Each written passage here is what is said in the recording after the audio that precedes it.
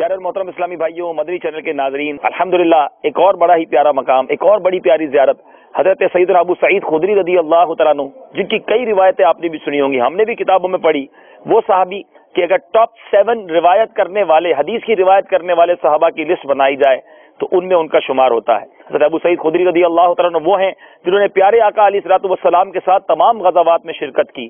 اصحاب صفہ کون نہیں جانتا، غریب صحابی تھے، مگر ان اصحاب صفہ میں حضرت ابو سعید خدری رضی اللہ تعالیٰ عنہ وہ ہیں جو خود مالدار صحابی ہونے کے باوجود بھی اصحاب صفہ کے ساتھ رہا کرتے۔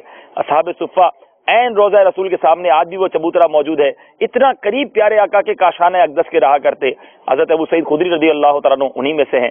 ان کے مزار پر انوار کی زیارت کیجئے، ان کی برکتیں حاصل کیجئے، ہم بھی یہاں ان کی برکتیں لوٹنے آئے ہیں۔ اللہ تعالی ہم سب کو ان کے در کی حاضری عطا فرمائے۔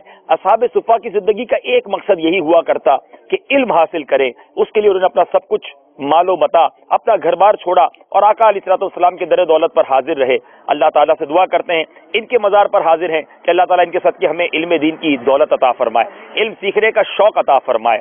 صلو علی الحبیب صلی اللہ تعالی علی محمد صلی اللہ علیہ وسلم۔ Dear Islamic brothers and viewers of Madani channel, Alhamdulillah, we are present at the blessed court of Hazrat Abu Sa'id al-Khudri radiyallahu ta'ala anhu.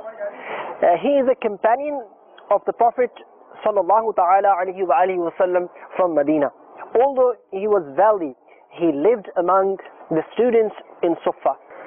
He participated in all the campaigns led by Prophet sallallahu ta'ala alayhi wa alihi wasallam.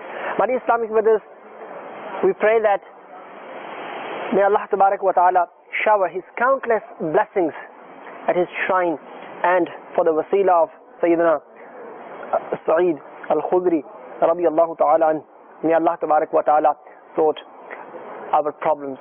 Ameen bijahi nabi al-amin sallallahu ta'ala ala Muhammad. پیارے اور محترم اسلامی بھائیوں، مدنی channel کے ناظرین، ترکی Asia اور Europe کا حسین امتزاج، ایک طرف یورپ کا کنارہ ہے، دوسری طرف ایشیا کا کنارہ ہے۔ جی ہاں، دو بر اعظم کا سنگم اس ملک میں نظر آتا ہے، اور آج ہم اس مقام پہ کھڑے ہیں جہاں سے ہم آپ کو یہ منظر دکھائیں گے۔ اب ہمارے پیچھے دور لائٹس دیکھ رہے ہوں گے اس کشتی کے پیچھے، وہ جو جگہ ہے وہ ایشیا ہے۔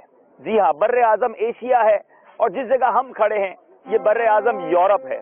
ابھی آپ دیکھ لیجئے اللہ کی شان، ایک سمندر بیچ میں ہے، اس کونے پر ایشیا ہے اور اس کونے پر یورپ ہے۔